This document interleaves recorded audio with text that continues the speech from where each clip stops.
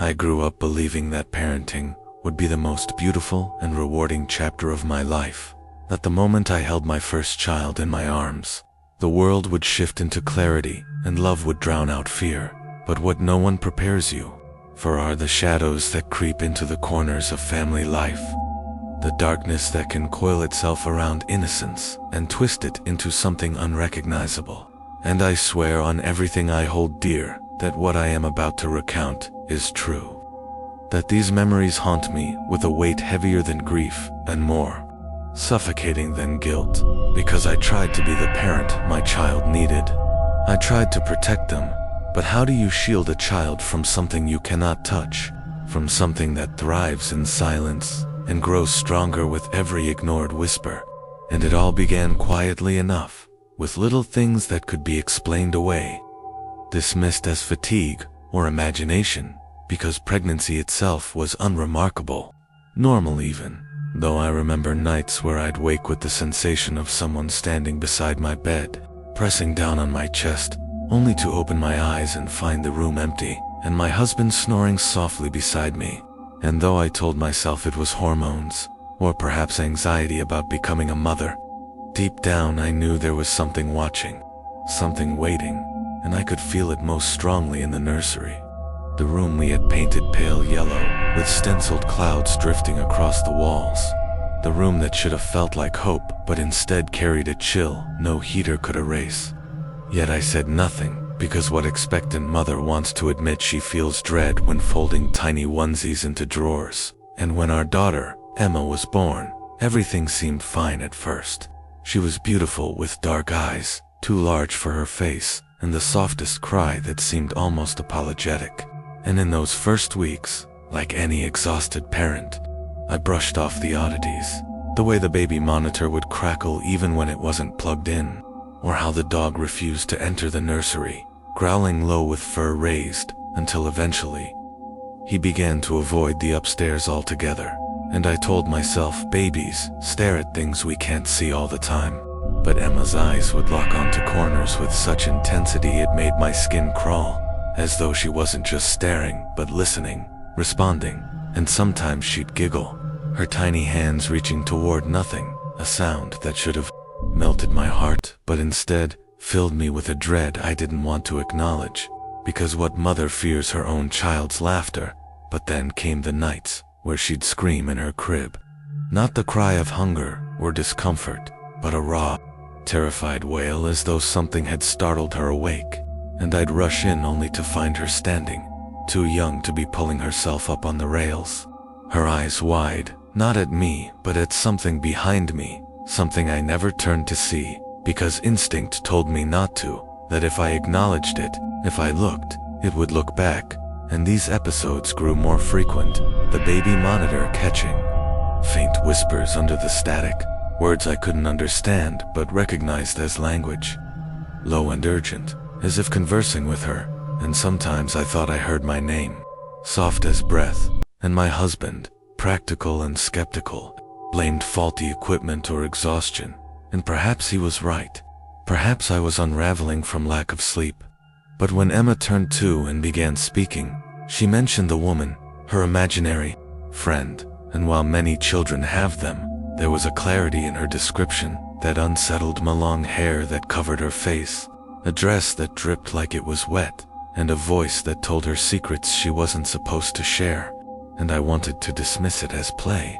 But one evening, as I tucked her into bed, she whispered, "Mommy, she doesn't like you," her tone so casual, so matter-of-fact, that I felt ice crawl through my veins.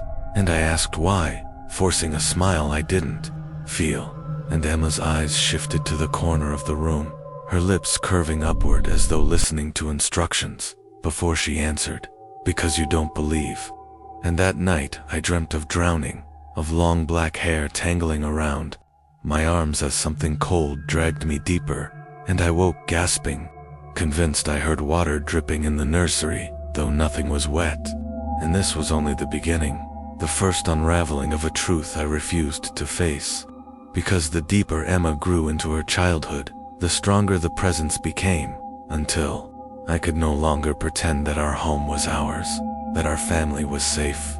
and that I was in control of what was happening inside those walls. At first, I tried to reason with myself, telling the rational side of my brain that children make things up, that nightmares and fears are natural parts of growing up. But the problem was that Emma's nightmares didn't stay confined to sleep. They bled into our waking life, and soon her behavior began to change in ways that I couldn't brush off as normal childhood quirks.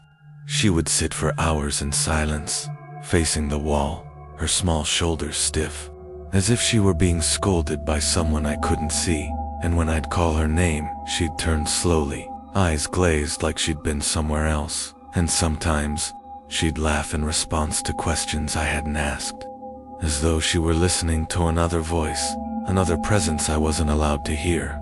And while my husband remained unconvinced, writing it off as an active imagination, I began to notice things in the house that couldn't be explained so easily.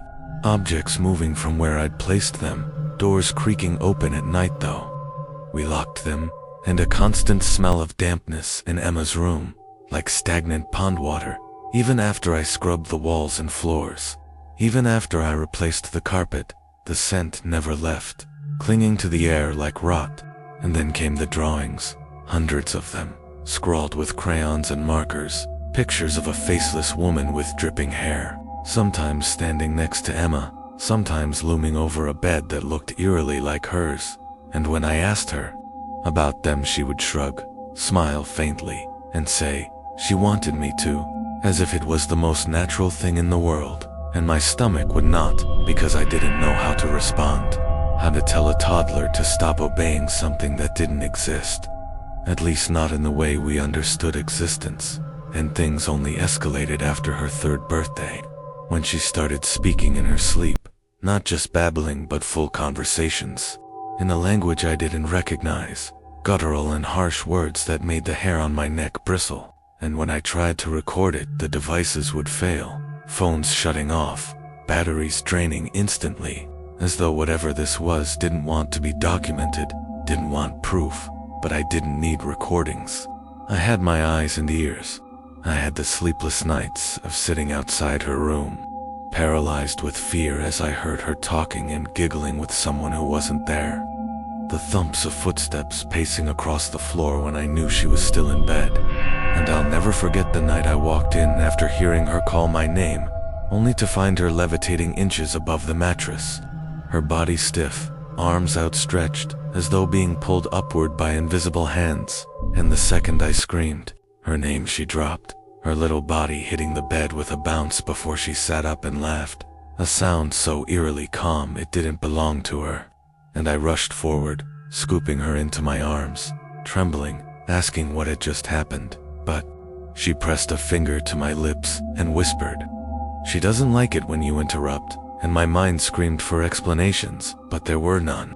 Because how do you rationalize the impossible? How do you tell yourself that what you saw with your own eyes was anything other than what it was?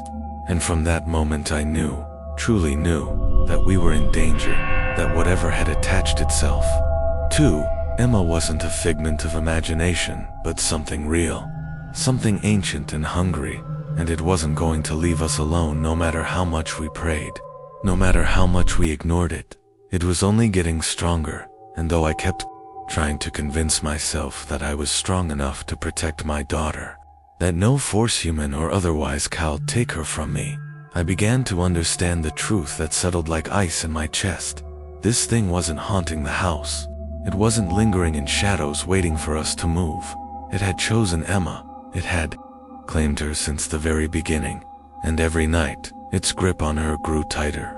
Its voice threw her more confident, until I stopped hearing my daughter in her laughter, in her words, in her eyes, and I realized with bonne-deep terror that if I didn't find a way to fight back soon, I would lose her completely, and the sweet little girl I had carried into this world would be gone forever, replaced by something I could never call my child again. If this disturbing true parenting horror story chilled you tonight, don't forget to like, subscribe, comment, and share to keep the channel alive and help us grow this community of listeners who dare to face the dark.